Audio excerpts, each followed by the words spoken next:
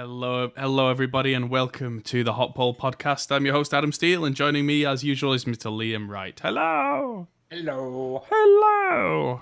How are you doing? Sleepy. Yes, me too. We've been out filming all day today. I've been in the real world. Yes, and running around the entire of Manchester, so that was a fun day. Yeah, stay tuned for our stories of Liam and Adam go to Manchester Yes, and actually get out of doors and do things. Ooh. and see if you know, or we may have mentioned it last podcast actually, but see if you know the famous celebrities we were actually, we were working with loads of celebrities. So see whether you know any of them. I bet that no one will. most apart from one. most of our viewership is, of course, American, so probably not. They'll be like, You know, the UK. Probably. I still didn't even know some of these guys. no, I don't think I knew a single one of them. But then they were from TV, and I am not from TV. No. But yeah, stay tuned to find out and hear our stories because we definitely had fun today, and there was definitely some antics. There were antics to be had. So yes, coming up tonight, we'll be talking about Tom Oberheim again and getting his rights again. New amp from Polyphia, new headphones from Austrian Audio. I happen to be wearing Austrian Audio headphones tonight. Although that's not because of the news article. That's because I am lazy and left all my gear at the studio. New pedal for Mogwai, new museum for Look Mum No Computer, new Macs for people, new API stuff, generally new things. So yes, look forward to that later on in the show. It's been quite the day, hasn't it? It has indeed. Yes. So much so that even when we got back, I've been absolutely rammed. So if anyone wonders what I'm doing in the background, I'm doing the thumbnail for this podcast, and I actually took the screenshot during the podcast. Amazing.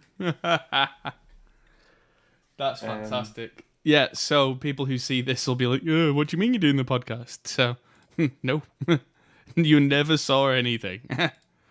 Now, let's see if I can find a link to some of the more important news for our American viewers. Let's just see if I can get you a link. This is something that I was going to do a YouTube short for earlier, but I too have been running around like an absolute crazy person. Here's one. So this link that I'm putting in the chat now is an affiliate link for Hot Pole Studios for Sweetwater. So, if you want to buy audio stuff in the US, the guys at Sweetwater are awesome. And if you do need to do that, we will get a kickback from that. So, yes, I know that... If you don't want something right now, it's fine. Just click it. Then if you buy something in a little while, then we get a little something. Yes. Click it. And so all our descriptions for all the videos will contain links now for you guys in the US from Sweetwater. And of course, the European links from Toman are staying because having talked to the guys at Sweetwater, the two, they have their own kind of separate territories and they don't fight with each other. So no problem. Which is great. Yeah. All we need now is like the rest of the world territories to have affiliate links for, and then we're good. So, yes, one day America, the next day the world. But yes, now whenever we do videos for anything that can be bought at said nice big store, there will be links there, and you'll be able to go and buy it straight from there. And yeah, apparently Tom and aren't even delivering to the US right now, so... yeah, that's good. You've now got options to help us out and help yourselves out with the shiny, nice things. Because we all love shiny, nice things. I like it. Yes. Andre says, what's the beer? I'm drinking Perla, which I've not tried before. It's a Polish beer, I think. And it's 7.6% and it's kicking my ass.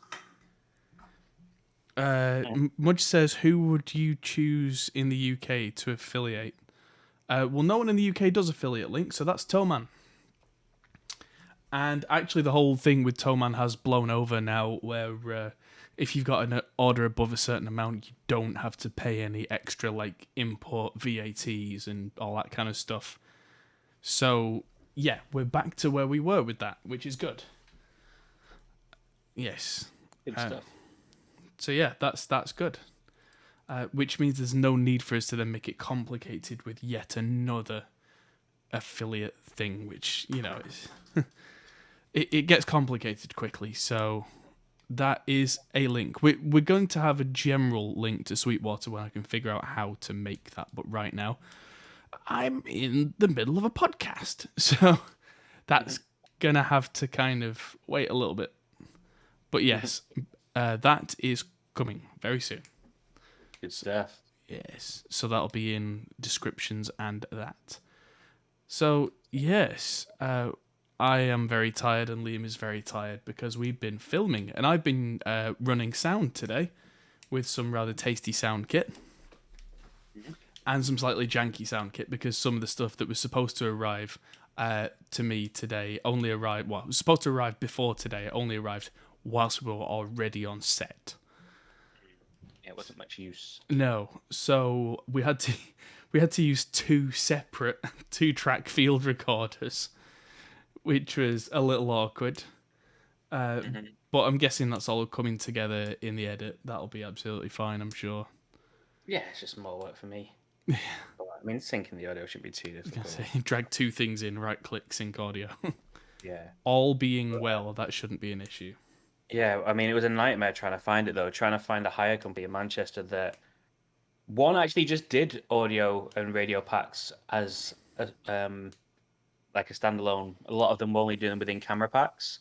Like, you need to get more stuff. Right. And then everyone just had everything was out. There's just so much filming in Manchester now. I remember when there was 2 hire companies in Manchester. Now there's like 10, 15, and they're all out of stock. Yeah. Because just everything gets shot here now. Because it's affordable. But we managed to find some gear at the amazing Media Dog, who are really cool. So thank you to Media Dog. And it was a lot of fun. So it was a fundable too. It was. Yes. And so, yeah, we got all that done. And then I had to strap a lot of gear to my front so that I could have a recorder and my trusty Sennheiser MKH416 on a boom arm, whilst having a nice Sony wireless pack on whoever it was who were filming at any given time, and then walking backwards and forwards in an arena. Which is fine the first 10 times. Yeah, by the end of it, I was just shaking, just like, It was fine. Sure. We got back and we both nearly had a nap. Oh, no, yeah. I just mean the walking up and down because all I had to do was hold an iPhone because Mark, who was doing the filming, had a really cool little wireless transmitter on his Sony camera. So he had an app on his phone that allowed me to track it whilst he was moving on the gimbal, which was really cool. Yeah. The GH5S does that. I don't think it's quite as stable a signal as that was, though. That was very cool. Yeah, it wasn't too bad, actually. I mean, I managed to walk a good, like 30 feet away at one point. Yeah, I don't think the GH5S is as good. It's a nice extra rather than being a very important feature. Yeah, definitely. But yeah, we had a lot of fun with that. And we had to walk around Manchester first thing in the morning to go and get tests done because they wouldn't let us in unless we'd done a test like within the last 24 hours. Oh boy. Yeah, so that was fun. So we're there at the shoot we already couldn't get into the arena until 10 a.m., which was when all the talent was turning up. And then we got there early. We got in about like 20 past 9. And they were like, yeah, have you had a test yesterday or today? No. Cool. Oh, we need to go run around Manchester. The first place didn't have anything. Then the second place, you managed to get 2 and I got 3. So we came back with 35 testing kits. Yeah, because each one comes as a set of 7. Yeah. Yeah, that was... We gave one woman a dystopian moment of her life as we were stood on the side of the streets doing COVID tests. And she walked past and was just like, I'm going to remember this moment. This is really weird.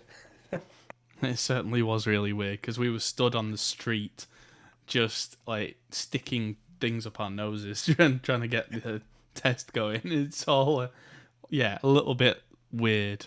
But like, if you've ever been on a night out and like you've not got that one thing and the doorman won't let you in and you're desperately doing crazy stuff in the street, it was the daytime sober version of that. Yeah. So funny. It was. But yeah, I mean, it worked out fine in the end. We got there and got going. So we did an interview with quite a few people. I don't know what to say. I haven't really heard of many of them. Tom Zanetti, Luke Mabbott, Dana Osborne. Who are the other people? Some other people. Batman, Iron Man. Yeah, and Chris Kamara. Yeah. He was lovely. He was great. He was nowhere near as big as personality as I thought he'd be. He was quite reserved. Well, I suppose a lot of people who are on camera, when they're on, they are on. And then when they finish, they're just like, oh, I need a cup of tea. And I very much got that vibe from him. Yeah, it was absolutely lovely. Yeah, really nice guy. Really liked him. There we go. Just noticed that your name was slightly wonky compared to mine. There we go. That's better. Fine. Yes. So. I got a couple of new things this week, which our viewers will appreciate. A couple of pedals from New Zealand. Ooh, from Pepper's Pedals, as recommended to me by Fluff. So this is the Dirty Tree, which is loosely based on the 1433. It's an incredibly good boost pedal that's also got a switch and can be like the TC integrated preamp. It makes a lot of amps sing. Meshuggah were one of the first guys to use the original version of this. And this is kind of like the Dark Glass B3K, except it's by Pepper's Pedals and it's called the Bass Rip Start. And it's got like cash in hand, rip start. And it's typically Antipodean that it's got two switches. One that goes yeah nah yeah, and one that goes nah yeah nah. They're two-way. They're both three-way switches. I just thought it was really funny. But yeah, those are going to make some incredible sounds on the channel very soon. I also got these. I got these from my friend Jason Wilding, who used to be the artist rep for Wampler and now works at Two Notes.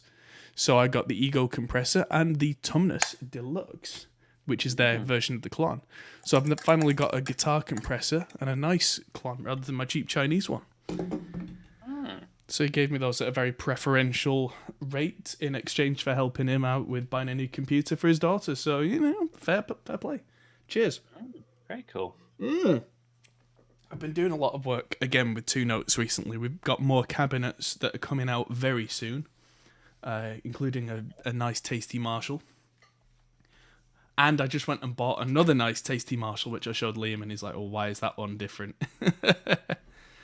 And this one is actually big and purple, which makes it sound good. Everybody loves a big and purple thing. Yes, quite. Shall we talk about the news? Let's talk about the news. It's time for the news. I can tell you're tired. You didn't go the news. The news. Yeah, I'm very tired. Yes, so this is something we have touched upon before, and I think we've mentioned it a few times on the show over the last couple of years. I thought we talked about this really recently, and it turns out we hadn't, although Tom Oberheim's name comes up on the show fairly frequently, because he is like one of the gods of synthesizers. So, the worldwide rights to the Oberheim name have now been returned to Tom Oberheim. This started, and I'll just flick to this news article quickly. 2 years ago, this was on here. Gibson returned the Oberheim name to Tom Oberheim 2 years ago. And this is what really confused me, because the new news article is about Behringer. I swear we've talked about this, though. But that's the thing, we have, but it wasn't Behringer, it was Gibson. I know, so I find it very possible and very hard to believe it was 2 years ago, because it feels like it was something that happened a couple of months ago. I know. But the last 2 years have disappeared, so... No, was it Dave Smith and The Prophet that we heard the news about? because there's been quite a few of these conversations going on. But yeah, this news article of JC from Gibson giving them back, that is from 20th of July 2019. Oh. Yeah. So that's how long this particular saga's been going on for. But yeah, it turns out that Gibson gave Tom Oberheim back his name for the US and certain specific territories. We thought it was kind of most of everything, but it turns out the rest of the world, it was still up for grabs. And of course, because it was up for grabs, who bought it? Behringer. And so something has been going on behind the scenes. I think we might have talked about it recently because Oberheim, the Oberheim name, Behringer were trying to trademark it. Ah, that sounds familiar. Yeah, I think that might be it. And the long and short of that is that the courts decided, no, you can't have that. You can't have Oberheim. You can't even have Behringer Oberheim. The patent office said no. And so Behringer themselves have just turned around and gone, fine, you know what, you have it. Yeah, we can't do anything with it. We're not going to be asshats and keep it for no reason. I suppose they've tried to do a business thing, realised they can't, and then realised it's really not a good look to just hold on to it out of spite. No, not at all. So that's the thing about Behringer. They get a bad rap, and sometimes deservedly so. But I don't think any of the shady stuff that goes on is ever out of spite. I think it's always just business decisions and trying to, do business stuff and make money, which is a thing. I mean, I'm not going to say that's good or bad either way. Business gonna business, but yeah, the fact that they've just said, you know what, okay, you have the rest of the trademark, fine. Yeah, good. Yeah, apparently, Tom Oberheim contacted Music Tribe and they put him in touch with Uli Behringer. And so, yeah, when we learned that Tom was still interested in making his own product with his original name, they said we knew the right thing to do was to transfer all of our Oberheim registrations back to him. So, yeah, not Oberheim. Behringer have been doing some small things recently to offset some of their negative image, which is good. They've been doing all those things in less developed countries with giving away keyboards. Excuse me, that Polish beer's really hitting me. So yeah.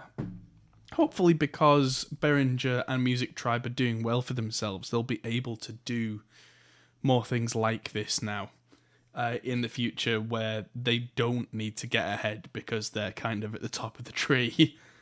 So now they can do a bit more philanthropy rather than just scrambling to get to the top because they did that now. So let's move on.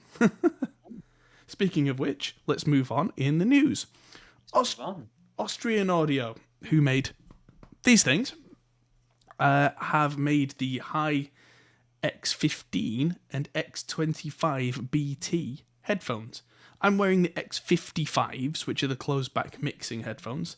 These things are monsters. The upper mid-range is so pronounced. It's just like, makes my teeth hurt, but it's really good for mixing because every little thing stands out.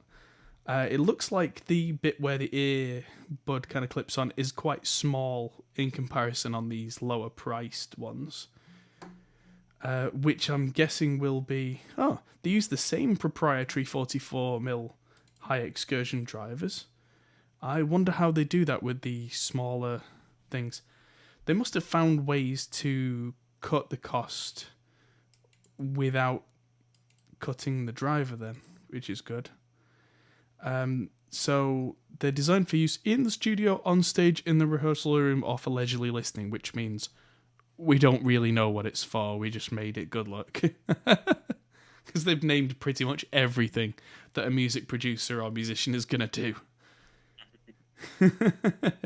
It's like saying, this t-shirt is designed for standing up, sitting down, lying down, and standing on your head. It's like, well, those are all the things. I think you should do a review on them because I'd quite like to try them out. Do a proper battle-tested review on them. On these? I'll get in contact with the guys at Austrian Audio. We can do a good comparison video, like if you get all 3 sets. Yeah. So then you can try them against those ones. So no prizes for guessing the X25 BTs are Bluetooth headphones. Very low impedance on these headphones, which means that you'll be able to drive them very easily from a thing like a phone or a small DAC or like a laptop. That's good. Yeah, so like I was right, Bluetooth on the X25 BTs. You can feed them analog audio via a detachable USB-C to 3.5mm cable. That's interesting. They take digital audio via USB-C. That's also interesting because that means you can plug your headphones directly into a USB socket on your laptop or on your computer and not have to have some really rubbish like headphone amp trying to drive these headphones. That's clever. The USB port also charges the battery. And yeah, of course, Bluetooth, as mentioned in the name. Integrated microphone for phone calls and a touch-sensitive control pad. So you can make calls with that. Yeah, so like phone microphone, yeah. Definitely need to try them out. Yeah, they seem like they could be a really good all-rounder. So the 15s are €99 or $119. The 25 BTs are €150 or $180. Not unreasonable. I mean, so if these were Bluetooth and USB-C and had a microphone, I don't know if I would use them specifically for mixing, but as an all-rounder set of headphones, that's sounding like a very good proposition for something that's kind of upmarket, but not crazy money. Because, of course, very quickly with the audiophile stuff, you can hit crazy money. So, yeah, we'll have a word with the Austrian audio peoples and see what we can do. Now, moving on. They look good. Yeah. I'm intrigued to see how the Bluetooth works and the USB audio. Yeah. Yeah, so, yeah, jack of all trades looking at it. Very cool. Polyphia's Jim Henson and his Creature Workshop. Oh, no, sorry, that's Tim Henson. I do apologise. Get their own Neural DSP archetype suite. So Neural DSP make these archetype, which is like a signature artist plugin. And Polyphia are very different from anything else that these guys have done so far. And these look very classy indeed. So Polyphia is very low gain. Very complicated. There's a lot of like kind of stuff. That's how I would describe it without an instrument. It's the kind of stuff that nobody can play really except for a select few people, but it's very stylish. So the three amp models are Acoustic Simulator, Crunch, and Lead. So like I said, relatively low gain. I mean, they've even modeled it so the pedals look like they're made out of solid gold. And like rose gold. This really interests me. There's a plugin that comes with it called an effect in there called the Multi-Voicer, which is it's like an eventide harmonizer, but it pans the different pitches that it makes up, and if you tell it exactly what key you're in, it'll change the extra notes it's making based on the key, so it never sounds out of key, which is very clever indeed. Yeah, and then you can make some really nice kind of harmony parts with that off a single performance. And yeah, so that's Tim Henson with his kind of short, flicky hair and tattoos all the way up to his chin line. And yeah, he's been doing some big stuff recently, Tim Henson. He was featured on some big like R&B track recently that it passed me by, to be completely honest with you. I saw it and went, oh, that's cool, and then did something else, because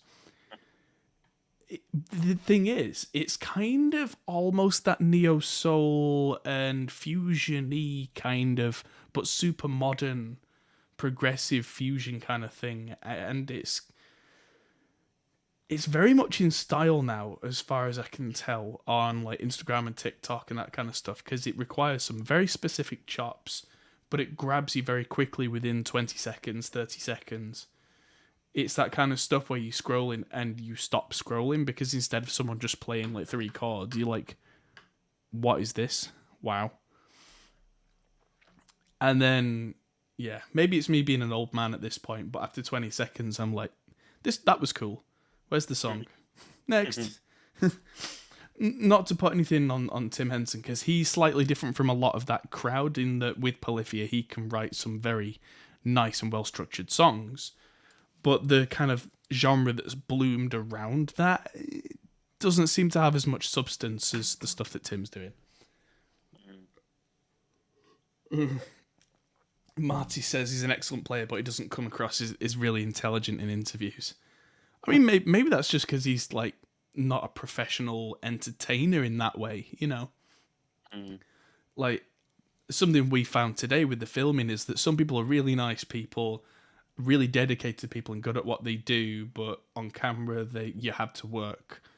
And some people are natural born entertainers. Yeah. Yeah. And that doesn't have to have much to do with the musical talent of a person, for sure.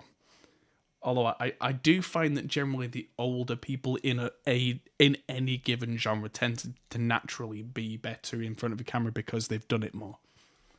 Yeah. So it may well be that 10 years from now, Tim Henson's really good in front of a camera because he's done it all that time. But we'll see. Time will tell. But yes, if you want that, it's on the Neural DSP website. So moving on, it's time for Gibson again. I just realised. Oh. I think it's because we had to hide it when we had idiots. Oh yes, click. There we go. Hello everybody. Hi chat. I missed you. Hello wall of text on the bottom right. How is everybody doing? So, let's talk about another article where Gibson have done a bad. See, Al was the same. It seems like a couple of months ago.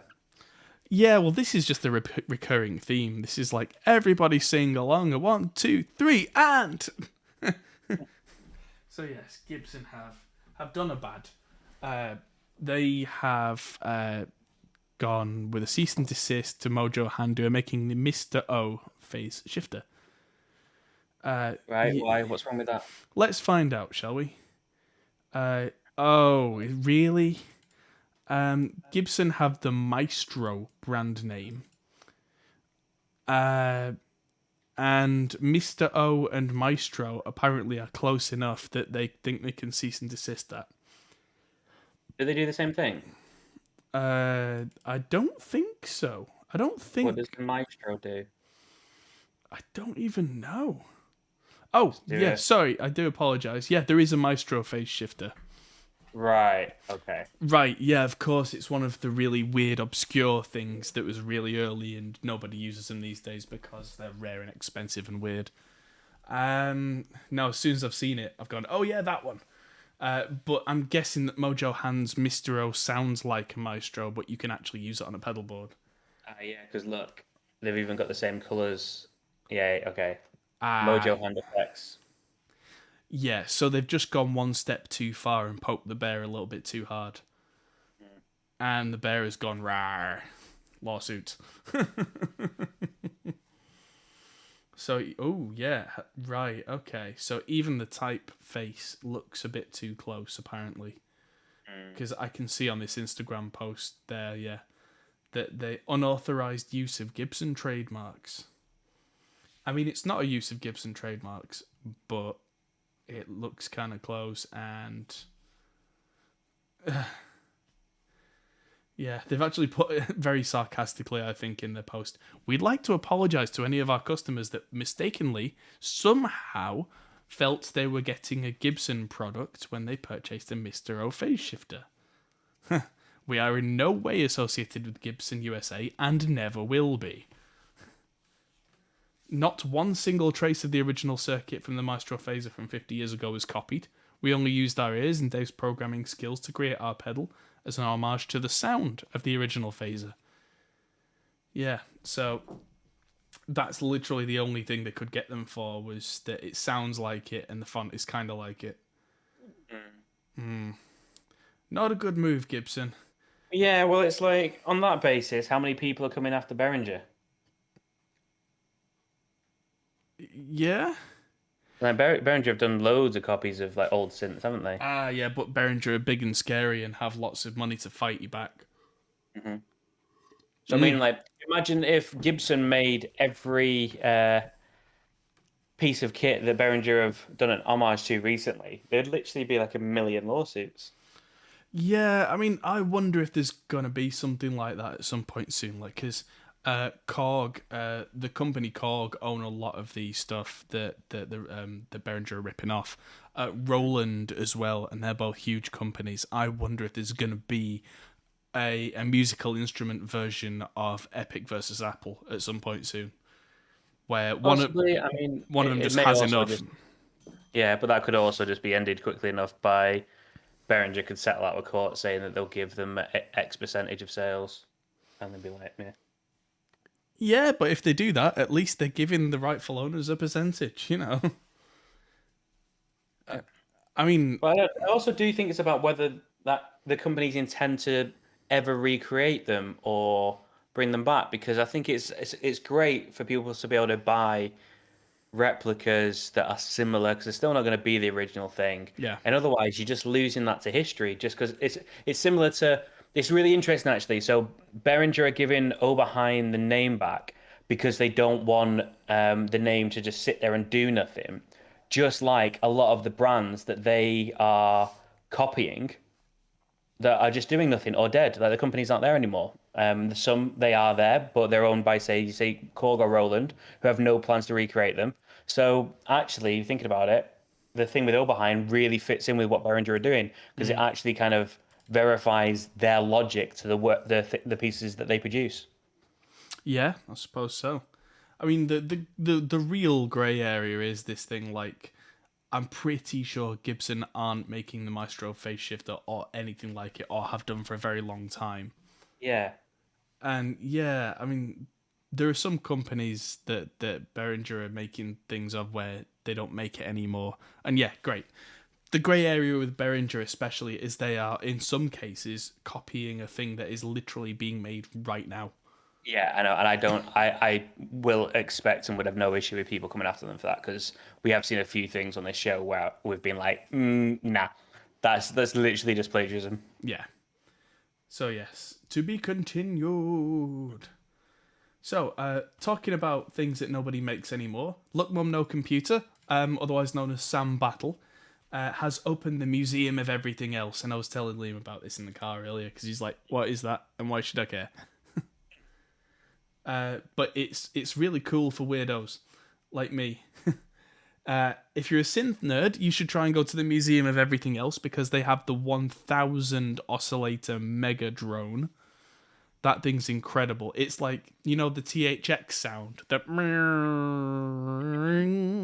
imagine that was made with something like 20 different sounds that all came together.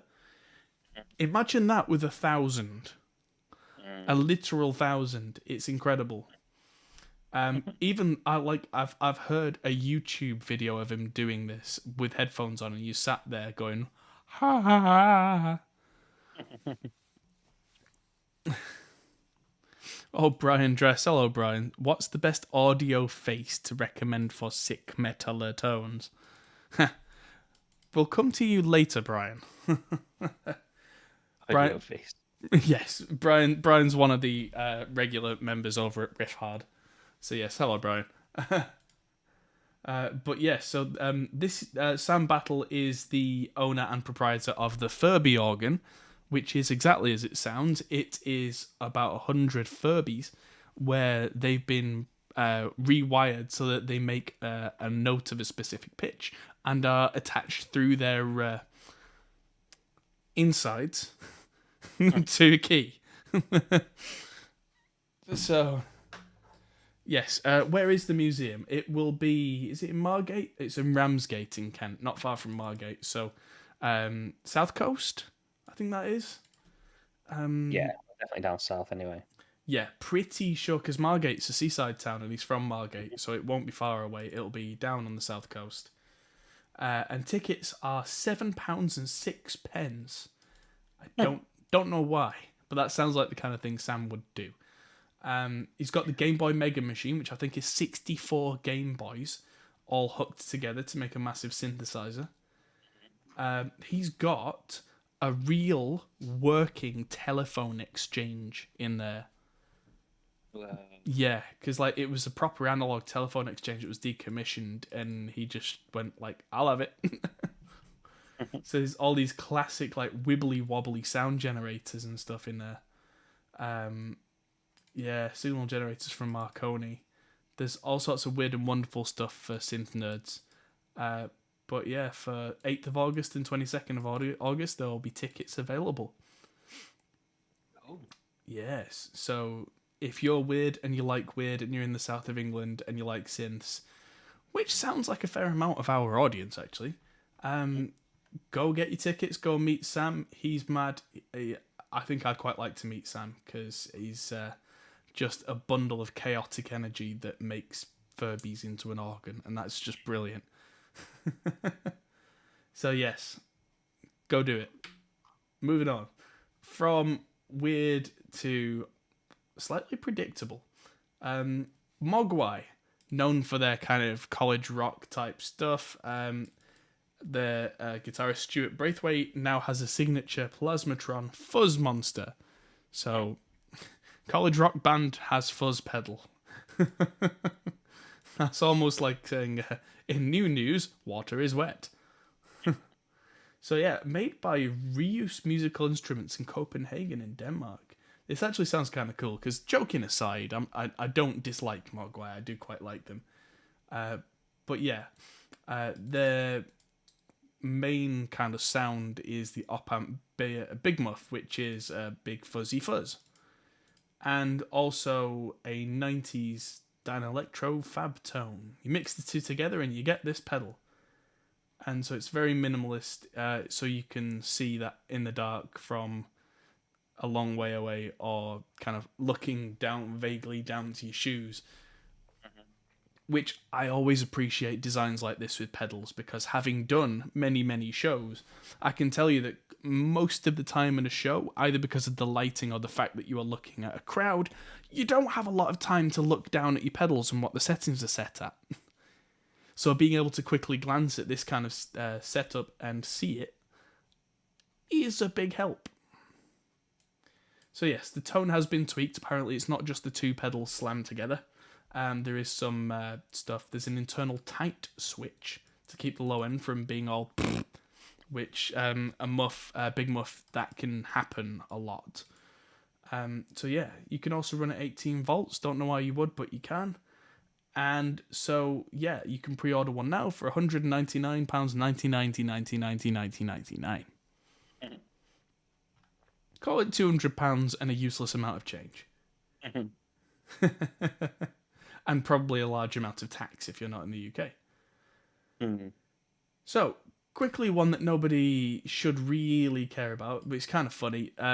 The rumour is Apple's new MacBook Pros will drop with macOS Monterey in October, which is bad news for all the audio techies, because anyone who runs anything like Pro Tools will tell you that they don't update their OS for several months because it won't work with their software.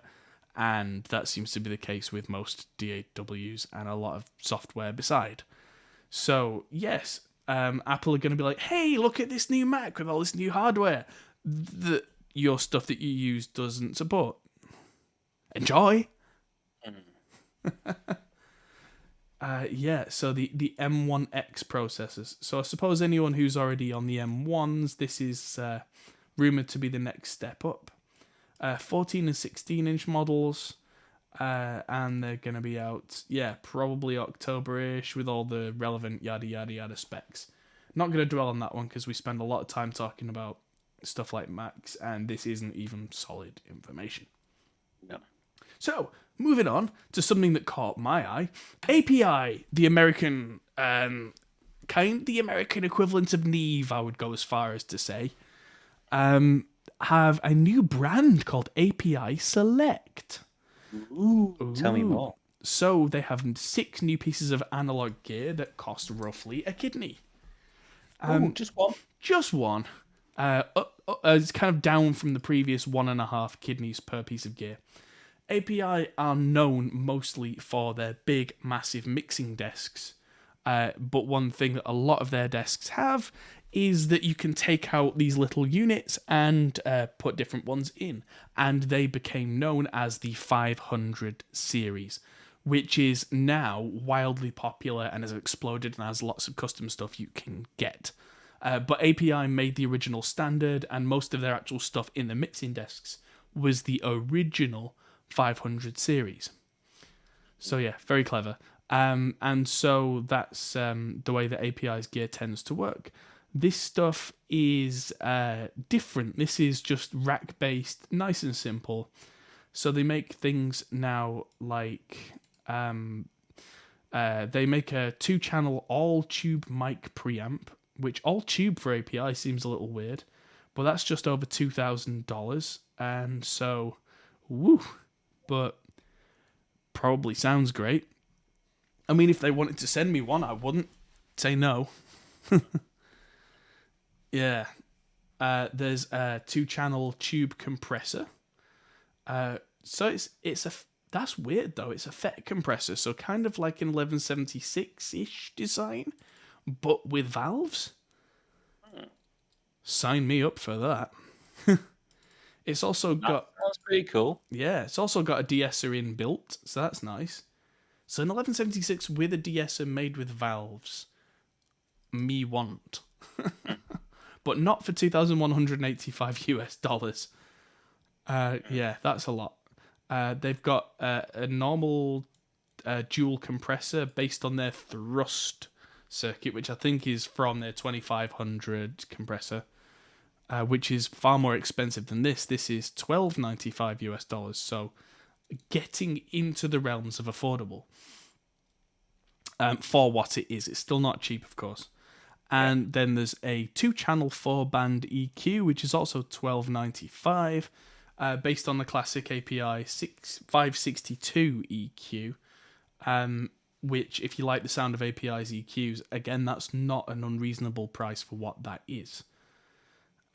Yeah, and a plus 24 dB of headroom means that you're not going to start hearing horrible clipping sounds from your EQ, which is good. Because if you do want horrible clipping sounds, you usually don't want it at this point. Anyway, now they also have some guitar stomp boxes, which I thought was really interesting. So they've got an EQ, yeah, like a 3-band EQ and an overdrive circuit in a pedal for $300, which is weird for API. And they've also got a transformer compressor pedal, which is weird. They're making these 2 affordable API pedals that make sounds that I didn't know that API would do ever. So yeah, that's interesting indeed, and I'm kind of looking forward to hearing a couple of people demo that, because that's stuff that's almost humanly affordable, because there's no 1 in front of that $295 USD. So yes, I am a sucker for a bargain. What was that I said in the car earlier? I'm very much looking forward to buying these in 10 years on the second-hand market. Yeah. Yeah. Right now, I have a Drama 1960, which has 2 all-valve mic preamps and 2 all-valve optical compressors in there. And I paid less than a quarter of what it would cost to buy both of these units. Oh boy. Boy howdy, that's a lot of money. But then if it's really good stuff and you've got the available funds, that's what a lot of people like to spend their money on, and I am not one to judge. Now, let's move on to a plugin that kind of does a similar sound to some of this hardware, but with a really silly name. This is the Tube from Goodhertz. Not tube, not tape, Tube. Because it kind of sounds like tube and tape combined. And not tape, Tube. That's just... I'll keep saying it because it sounds stupid. But yeah, it was originally announced in November 2020, and it's only just been released for reasons. Okay. But yeah, it's not a big launch, probably because it is so far behind on development. They didn't want to be like, ta-da, we're late. So they've kind of soft launched it. and apparently it's been worth the wait. So yeah, it looks like you can change the type of valve and the type of tape that are in there, bias percentages, noise percentages. There's a compressor in there as well, so you can get some really fat bigness out of it. I'll just keep saying it, but with helium. Toop. So yeah, it's got an expressive filter, an emphasis section, optical compressor. Yeah, so there's a Moog style filter in there. So this is the kind of plugin you would probably want, not to add a little something to a track, but to properly screw it up as a very definite effect by the look of it, with compression and these kind of percentages. I would imagine this is a kill sound make good plugin. Mm-hmm. So if you've got a really boring sounding thing that you need to fit in a track, you just slap this on and start turning things up until you go, ooh. Mm-hmm. And then you go boring. Ooh, okay. Toop. Yeah, it's $129, but if it sounds really, really good, that might be worth it for you. Maybe wait till Black Friday, see if you can get it on a bit of a deal, because everybody loves a deal.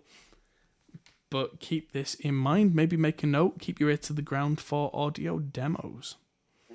And finally, it's time for... We've talked about them already today, but it's time for Behringer Corner. Now, this one, I feel kind of bad, but I want this. This is the Pro 16, which is their copy version of the Dave Smith Instruments Prophet. And not the Behringer made the Pro 1, which is like a monophonic version. This is the one that plays all the notes all the time and will sound huge. But looks like it's kind of based on the latest revision of the Prophet 5, which is one of the biggest well-known synths of the 80s. That's the original Prophet 5 with 3 rows of knobs and buttons, which of course, even having programmable presets at that time was just revolutionary, because since before this, the knobs on the front were what made the sound, and if you wanted to change it, you had to move all the knobs, which means in the middle of a song you couldn't just change it. You could change knobs to do expressive things, but you couldn't just go, this is a string sound, click, this is a brass sound. That wasn't a thing. I don't think the Prophet 5 was the first to do it, but it was in that family. There was like the Polymoog and several synths like that in that era that had prohibitive price brackets because of the technology involved to do that. But for certain performers on stage, they were like, I don't care, I'll remortgage, take my money. And it worked. So there appears to be a knob in the same place that the revision for Prophet 5 is like the new one that Dave Smith Instruments is making with all these funky like upgrades. And it seems like they are kind of taking that off, ripping that off a little bit. Mm-hmm. I think what's interesting for me, though, and it doesn't make it right, but it's worth talking about, is that, like, let's say that Roland, just hypothetically, made a classic synth, and they could sell that classic synth for 600 quid, and Behringer could come along and make one for 400 quid. Yeah. Bad, very bad, because Behringer are just undercutting them. And not even, there's not even a gulf where something like this, if you want a real Dave Smith Instruments Prophet 5, they're still selling them around the $4,000 mark, I believe. Mm-hmm.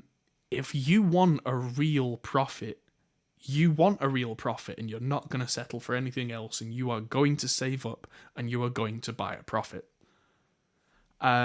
Whereas this looks like it's going to be around 800 quid, which is a significant price gulf.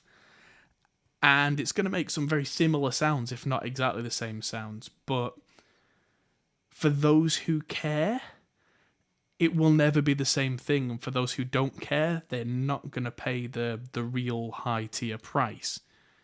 So I think there's an interesting discussion to be had about who certain things are for. I think this is almost the Gibson versus Epiphone debate, where it's like they both like make the same sound and they both look similar, but one is the aspirational and the people who want it will still pay it, and that market is not undercut. I think it's worth thinking about in those terms.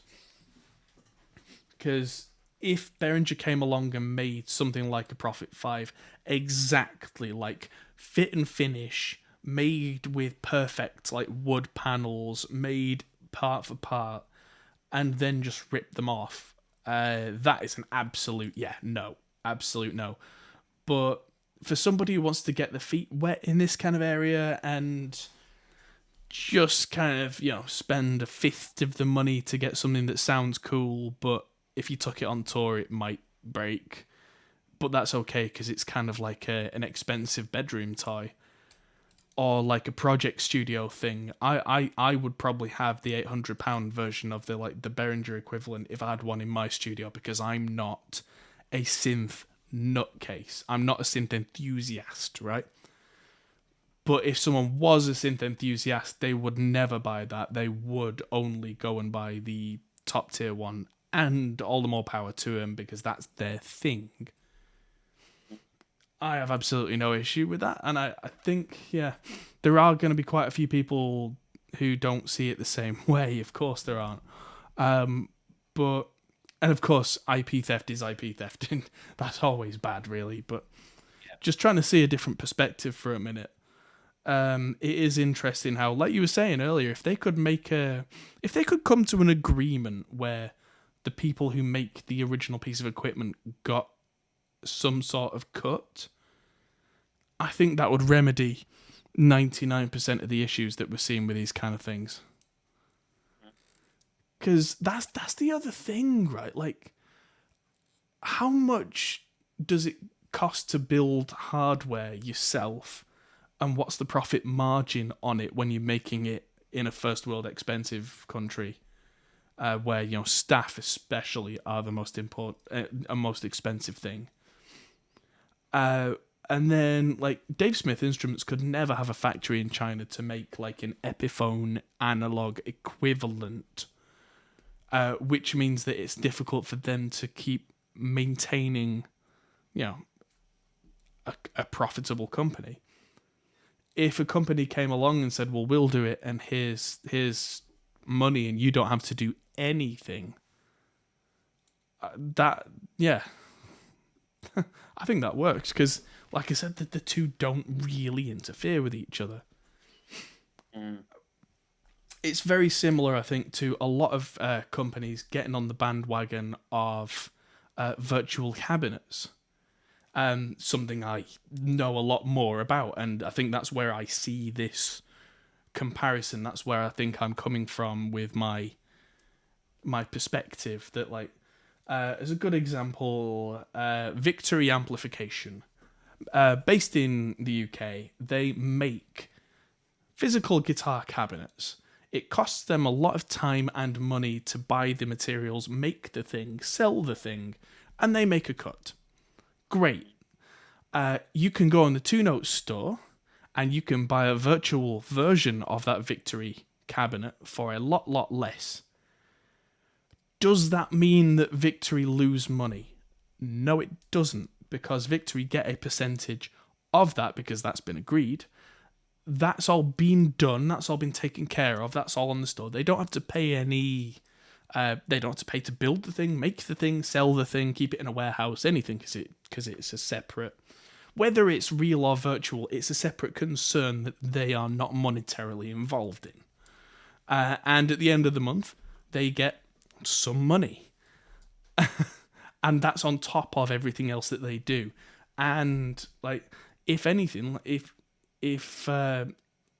you hear the sound of a Victory cabinet and you go, oh, that was great, and someone goes, yeah, that was a Victory cab, the chances of someone actually going and buying the real thing eventually will be quite high, I think. I mean, it's all good for business in the end.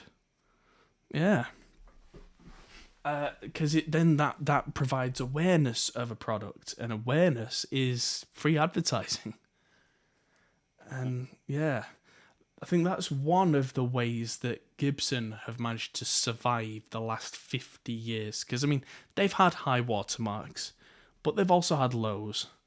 And I think that the way that Gibson have survived over the years is because Epiphone have carried them through sometimes. And because, I mean, how much margin do they make on Gibson instruments compared to Epiphone instruments? Probably about the same margin per instrument, I would have thought, percentage-wise. Because when you're making things in the custom shop in the US, you're paying really high-skilled, really expensive guitar builders. And you're sourcing really expensive woods, making really expensive pickups, etc., etc. But with everyone having an Epiphone and their kid having an Epiphone, and you see them on stages around the world when it's not the high-tier bands, keeps them in your memory, which means that as you grow up, you aspire to buy the real one. Yeah. Yeah. So, I mean, yeah, as Andrew said, does Behringer do that give a cut? No, they don't. And I'm not saying it's right, but it's an interesting perspective that if I saw a Behringer Prophet in every studio and you said, well, you can't have a studio without one, then the people who have the money to spend would see that and they would go and buy the real one from Dave Smith Instruments, because that's how aspirational products work, you know? Yeah. Makes sense to me. Yeah. So it's not great for Dave Smith Instruments, but in a way, I don't think it's going to harm them the way a lot of people think it might. Because, like I say, just to put a bottom line on it, if you were going to go and buy a Prophet, you were always going to go and buy a Prophet. So yeah, I think I want a Prophet now. Talk myself into it. What do you use it for, though? You put your hands on it and it goes bwamp and makes nice noises. You get doing some electronica. Yeah, I mean, I've been wanting to do a bit more of this kind of stuff. That's why I've been doing partnership videos with Arturia, and I'll be doing some with Native Instruments. That's all virtual stuff, and that's enough for me, actually, most of the time. But the hands-on thing does make it more inspiring, I find, because if you want to find sounds, the fact that the controls are all right in front of you does add a certain something. The inspiration machine strikes, you know. But yeah, it's not the thing that I'm the most known for, so there you go.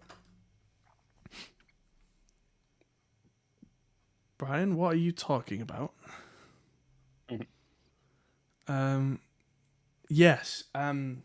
So yes, Al said yes. Still waiting on Slate replacement.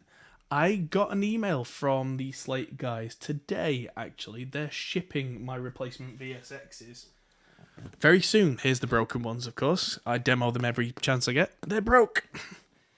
They should be shipping me the replacement ones very soon, which I think means that the new VSX models should be in stores rather soon, because that tells me they have them to hand, which is good. Oh, Brown was making rubbish jokes about profits. Right, okay, now I get it. Oh dear. Yeah, like Russell says, sometimes you buy a product for the tone library, not for the hardware. If only I could play Rhodes well enough to justify having one. If I play it on a MIDI keyboard, then all the kludges and extra notes that I accidentally throw in with my short, fat fingers, I can just delete them later. But yes, there we go. That was the news. So, any questions from the chat? There was a chat from your friend at the very beginning. You said we'll get to him later. Oh, that's Brian. He's right there. So I'm sure he'll ask the question again. Oh, he was asking about an interface and audio face. Yes. So for an audio face, you should get the Zingamatron 5000. That is a good audio face.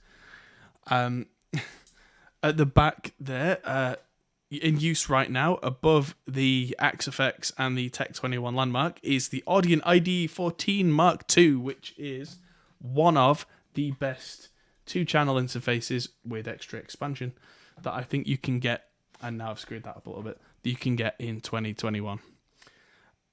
The interface for metalers, it really makes no difference what genre it is. It's either good or it's not, and the Audion is great. So yeah. Yeah, it doesn't care what type of music you're recording. Like the idea is, well, I guess actually an interface that was good for metal would actually technically be a bad interface, right? Because it means that it. Yeah, if it's only good for metal, yeah. I mean, any interface that you get full stop, you should get a separate DI box if you're doing virtual instruments, virtual amps, sorry. Like, I use a Simple Way J1, sorry, that's a D1, but I've also got a J1. Oh no, the J1 is at Brown's place. It's that good I've got John Brown using the Simple Way DIs, because they're just clean, and you can smash your guitar as loud as you like, and it won't clip these. Which is great, and there's just no noise floor on it, really. If you've got any noise floor, that is from your electronics in your room and not the DI box. I can pretty much guarantee that. So, yes. Do I think it'd be a significant upgrade from Motu M2? Don't know. People ask me that all the time. Is this an upgrade from that? Is this an upgrade from this?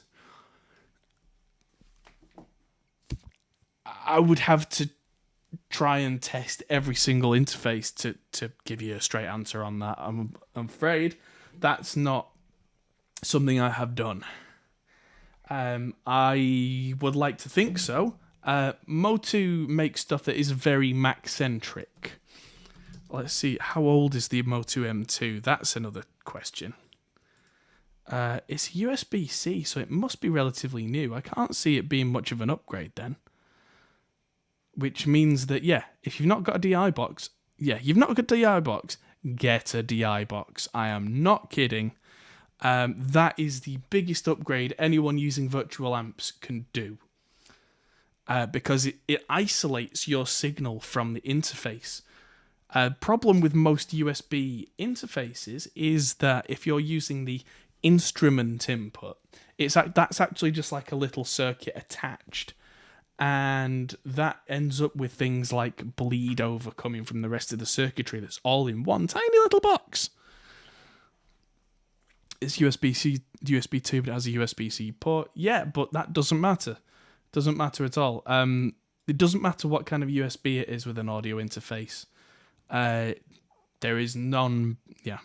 The way that USB works, USB 3 is not better. USB 3.1, 3.2, and USB 4 are not better. Because of the way that the USB technology works. You don't get lower latency, you don't get better performance, you don't get better audio just by it being a newer type of USB 3. You can have higher data rates, but that's useless for audio because what we need is like to have little bits of data really, really fast, not big chunks of data. Big chunks of data is really good for like hard drives or video capture cards, which is where USB 3 and USB 4 are really good at just sending huge chunks of information, like 4K video scenes or whatever the hell porn you've got on your hard drive, as fast as possible. Ain't none of my business. But, for audio, it doesn't make much of a difference. All it means with USB is the conversion good? Are the preamps clean? Is the headphone output good? Which I find that on the Audion, it's really good. I get a lot more low end than I thought out with that thing, which surprises me. But yeah, a good DI box is a massive difference. Yeah. Gear Junkie says, always looking for a good way to kill hum. The only way to kill hum is find hum. Where's it coming from? I know that I have a hum problem in my house. Turns out it's these power line Ethernet things that I've been using. I tested that by unplugging them all whilst having headphones connected to the 2 notes captor and an amp with the gain really high. But nothing else on at all. I unplugged them and it went away. So my solution is going to be, I've just ordered a 75 foot, so a 25 meter Ethernet cable, and I'm going to run that pretty much all the way around the house, and stop using the Powerline Ethernet stuff, because that was a problem for me. I've got ferrite chokes and everything, and they weren't sorting everything, because ferrite chokes tend to sort noise above 100 megahertz, which is way above the audio range and therefore completely useless. Oh, hello. He's gone, everybody. Hopefully he'll be back in a second. Yeah, I'm here. Oh, hello. I need to get my be right back thing. I know you've got a wireless thing in one of your rooms, but if you do end up needing more, I cannot recommend this enough. Oh, that's the one I have. That's the one that you've got? Yeah. Yeah, it's insanely good. Like, we can almost get a full gigabit out of this thing. Like, we can get... I think I managed to get something stupid like 600, 700 megabyte down on my iPhone. Right. Like, they're just so good. So when we want to do 8K live streams from your phone... It means that they're not going to bottleneck your system if you've got everyone trying to use the internet. It's amazing how quickly you run out of headroom in your Wi-Fi. Right. Yeah, that's one thing. But yeah, I'm not going to be live streaming over Wi-Fi, which is why I'm going to be running a stupidly long Ethernet cable around the house. But I reckon it'd be fine if you're using them. No, I've had issues with Wi-Fi before. It's not the transfer speed. It's that every now and again they decide to be flaky. Like, they'll have a blip every 10 minutes or 20 minutes, which if it's just transfer speed you need, your phone or your device or whatever doesn't care. But for live streams, yeah, it's not an issue until it is. Yeah, makes sense. So yeah, the oldest method is always the most reliable. So I've got a big box of cleats so that I can run the cable around the house and then just kind of nail it down so it's nice and neat. Run it round the door frames and all that kind of stuff, so it's practically invisible. Yeah, we've got the same thing, although ours are not invisible. They're just really messy. We need to tidy them up. They've been up for years. Question from Gear Junkie 35. Considering the $250 two notes captor, so that's the regular two notes captor, I guess. Do you find it kills the high end like less expensive attenuators? No, I definitely don't find that. The lower cost captor, if you're using it as an attenuator, only has one setting though, and that is minus 20 dB. So be aware of that. It'll take it down to a tenth of the power. So like if you've got a 100 watt amp and you wire that through, it'll be as loud as a 10 watt amp. But it is a reactive load, which means that it does react with the amp properly and behaves like an actual speaker load, whereas the cheap ones are basically just a giant resistor in a box, which is why, like you're saying, the high end suffers because the amp doesn't know what to do with it. Whereas, yeah, I do find that, yeah, that's a good thing. I'm using the more expensive Captor X over here, but there is no sonic difference if you're only using it as an attenuator, because that's got the extra like digital stuff in it, and the classic Captor doesn't. It's just straight. Although the Captor X does have an extra attenuation mode at 36 dB, which makes it bedroom quiet and actually quite good. Do you remember when we were at NAMM last year and we had a guy playing through a Marshall on the show floor, and you could talk over it?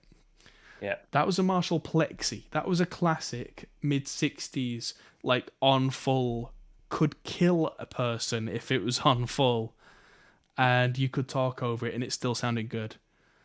So yeah, they are clever about their designs. The only attenuator that I know that is comparable is the come on, brain, come on. It's the one that's got a valve output stage. Don't think it's not the Rivera Rock Crusher. Fryette Power Station. There we go. The Fryette Power Station is really good, but you're gonna put another one in front of the price. So, yes, that's the downside. If you are absolutely positively, got to have the best tone, but less loud.